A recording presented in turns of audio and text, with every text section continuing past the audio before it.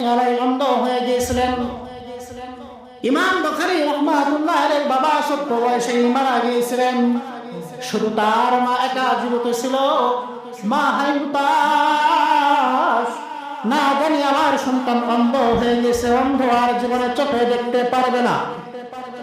বন্ধুরা আমার, ইমাম বুখারীর মা আল্লাহ তাআলার দরবারে দোয়া করে। মা যদি সন্তানের জন্য দোয়া করে, আল্লাহ তাবারক তাআলা বলে, আল্লাহ জাল্লা শানুহু বলে, ও বান্দারে, মা যদি কোন সন্তানের জন্য দোয়া করে, ওই দোয়া আমি আল্লাহ ফেরত দিতে পারি না।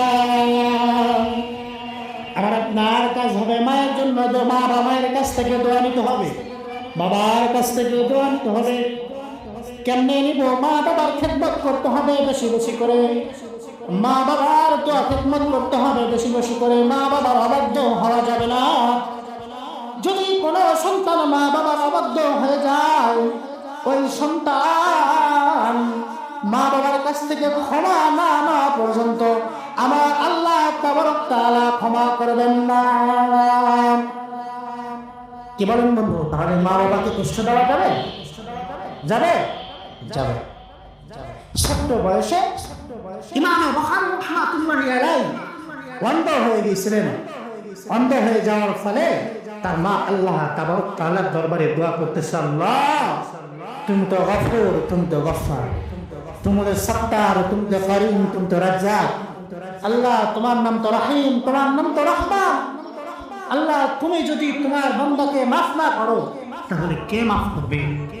আল্লাহ তোমার বান্দাকে চোখ যদি তুমি সুন্দর না করে দাও, তোমার বান্দার চোখ যদি তুমি না দাও, দুনিয়ার আলো দেখার সুযোগ যদি তুমি না দাও, কে দিবে বলো? সম্মানিত বন্ধুগণ, ইমাম বুখারীর মা এভাবে আল্লাহ তাআলার দরবারে দোয়া করতেছেন। মা যখন সন্তানের জন্য দোয়া করলেন, নবীর উম্মতের দল, মা যখন সন্তানের জন্য দোয়া করলেন, আল্লাহর ফেরত দিতে পারলেন না। সঙ্গে সঙ্গে আল্লাহ তাবারক তাআলা, আল্লাহ জাল্লা শানুহু ওয়া নাহু, আল্লাহ তাবারক তাআলা ইমাম বুখারীর দুটো চক্ষু আবার আগে নাই ফেরত দিয়ে দিলেন। সুবহানাল্লাহ। সম্মানিত বন্ধুগণ, গভীর মনোযোগ। আমার আল্লাহ তাবারক তাআলা যখন ইমাম বুখারী রাহমাতুল্লাহি আলাইহি দুটো চক্ষু ফেরত দিয়ে দিলেন, তখন ইমাম বুখারী রাহমাতুল্লাহি আলাইহি জিজ্ঞাসা করা হলো, ইমাম আপনার যে দুটো চক্ষু দেওয়া হলো, এখন আপনি আগের চেয়ে ভালো দেখেন না আগের চেয়ে কম দেখেন? ইমাম বুখারী রাহমাতুল্লাহি আলাইহি বলে, আমাকে আল্লাহ তাআলা যে চক্ষু ইতিপূর্বে দিয়েছিলেন তার চেয়ে আমি এখন বেশি ভালো দেখি।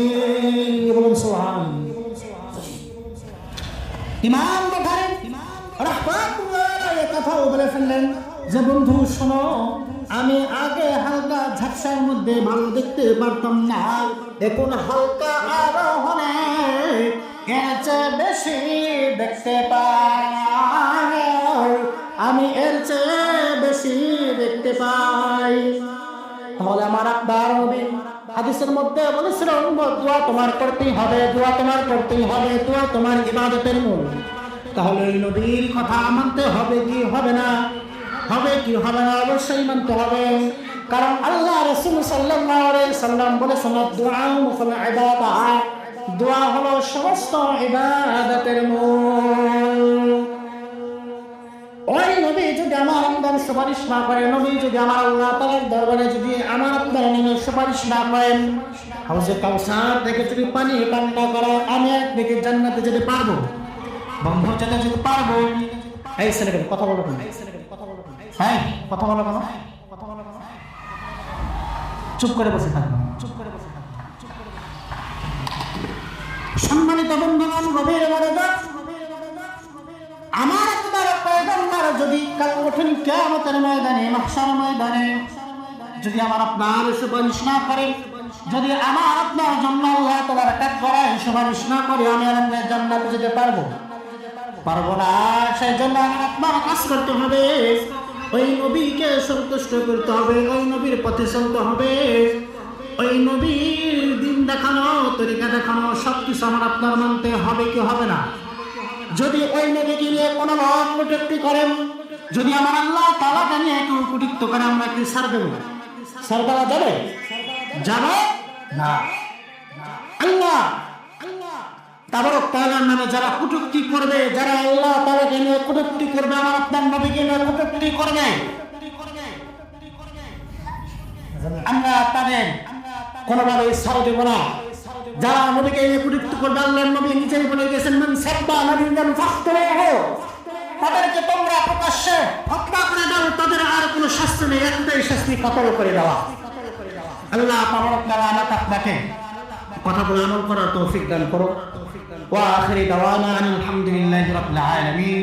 আসসালামু আলাইকুম ওয়া রাহমাতুল্লাহি ওয়া বারাকাতুহু।